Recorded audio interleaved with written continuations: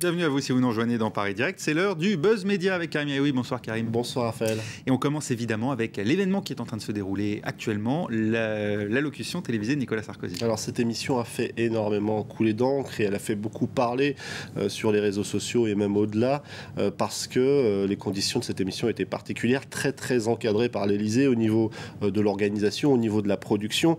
Et on peut lire cet après-midi sur le site internet de France Télévisions qui diffuse cette intervention télévisée du président de la République, qu'au moment où les communicants de Nicolas Sarkozy et de l'Élysée ont proposé le hashtag qui devait rassembler un petit peu toutes les réactions autour de cette émission, c'est-à-dire le hashtag FALC, F-A-L-C, initial de Face à la crise, eh bien un flot de railleries s'est abattu sur les communicants de l'Élysée. Alors certains ont répondu à cette suggestion avec pas mal d'humour, comme le montre ce tweet que je vais essayer de vous montrer, ce tweet signé Lamagouille qui nous dit eh bien, puisque vous nous proposez un hashtag, qu'est-ce que vous nous recommandez ce soir pour le repas? Spaghetti ou tête de veau? Ou encore cet autre tweet qui est tombé dans l'après-midi aussi. Coucou l'Élysée, vous avez déjà décidé des présentateurs, des caméramans, des questions, des chaînes.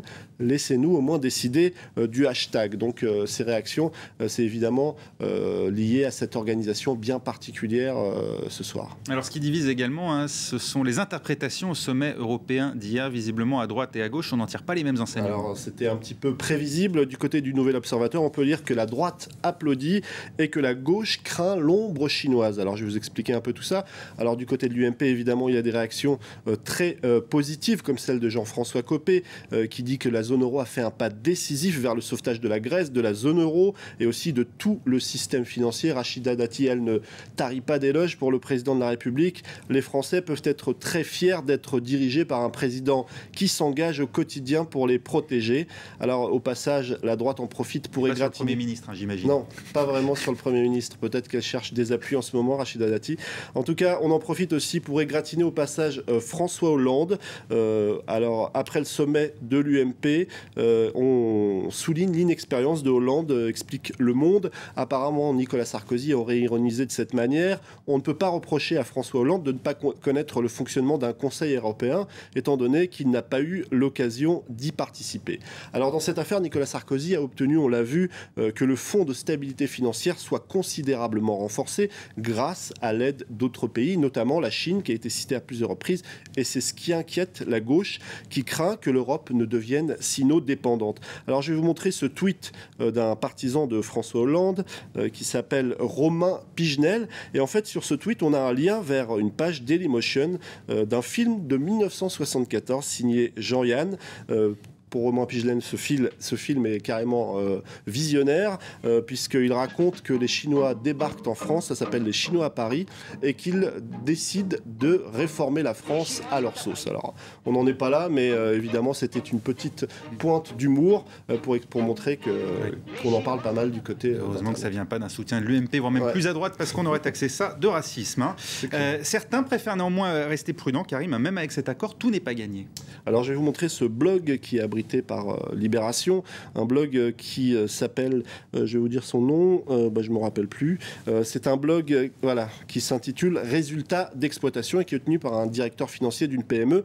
Alors l'auteur de ce blog essaye de tempérer un petit peu l'euphorie de certains après ce sommet décisif. Il avoue tout de même qu'il a été un petit peu pris dans le jeu avec la proximité du G20 à Cannes, ce sommet qui était en 2 fois. Eh bien ça avait réussi à enflammer son intérêt, mais il explique que des sommets décisifs ou présentés comme décisif, il y en a eu beaucoup d'autres. Il rappelle que le 21 juillet dernier, par exemple, il y avait un sommet décisif, que les marchés ont très bien réagi, mais que 2 semaines plus tard, l'enthousiasme était retombé.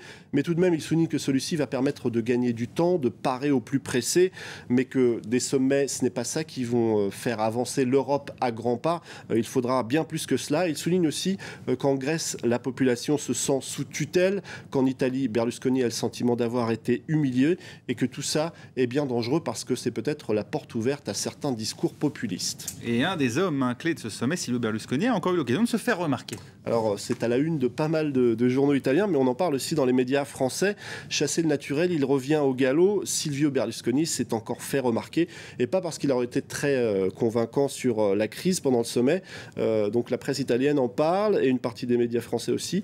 C'est le regard, on va découvrir quelques images, le regard très appuyé du Cavaliere sur la chef du gouvernement danois. Pays-Bas et le Thorning Schmidt lors du sommet européen. Il s'est retourné, il l'a regardé avec une certaine insistance, mais c'est vrai que ce n'est pas... Regardez, on va découvrir l'image. Allez hop, elle est quand même plutôt jolie apparemment. Et donc c'est vrai que Berlusconi nous a habitués à bien pire, mais ça souligne que les médias sont un petit peu à ses trousses et qu'ils suivent avec beaucoup d'attention le moindre de ses faits et gestes. Peut-être que c'est particulièrement appuyé depuis qu'il a reçu cette petite moquerie, on va dire, de la part de Nicolas Sarkozy et d'Angela Merkel, qui avaient semblé douter de ses compétences face à la crise. Et décidément, libido et politique ne font pas bon ménage ces derniers temps, hein, Karim. Et on finit avec une autre façon de parler de la crise et des impôts. Alors, on a le temps, je vais vous montrer cette page. C'est la page de la Parisienne libérée, je ne sais pas si vous connaissez. Et en fait, c'est assez intéressant et assez drôle. C'est une artiste, une blogueuse aussi, qui met en ligne des chansons pour expliquer des faits d'actualité. Mais en même temps que sa chanson, il y a aussi plein de liens vers des articles pour expliquer ce dont elle parle. Et on va découvrir un petit extrait. Ça concerne la taxe sur les sodas. Elle nous explique avec un peu d'ironie que cette taxe qui était pour notre santé est en train de devenir une taxe pour la crise et pour sauver le pays. Écoutez. Mais puisqu'il faut sauver l'État, je veux bien boire ce qu'on voudra, remplir le trou de la sécu. Avec tout ce que j'aurais bu, je suis prête à faire des efforts. Des sentiments, j'en ai encore, j'acquitterai par le goulot la gabelle du diabolo.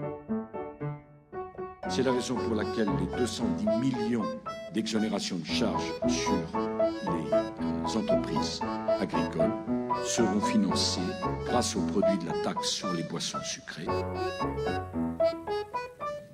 Il y a un côté un peu Amélie Poulain. Ça s'appelle la gabelle du diabolo. Merci beaucoup Karim Yaoui, c'était le Buzz Média. Restez avec nous tout de suite sur le net.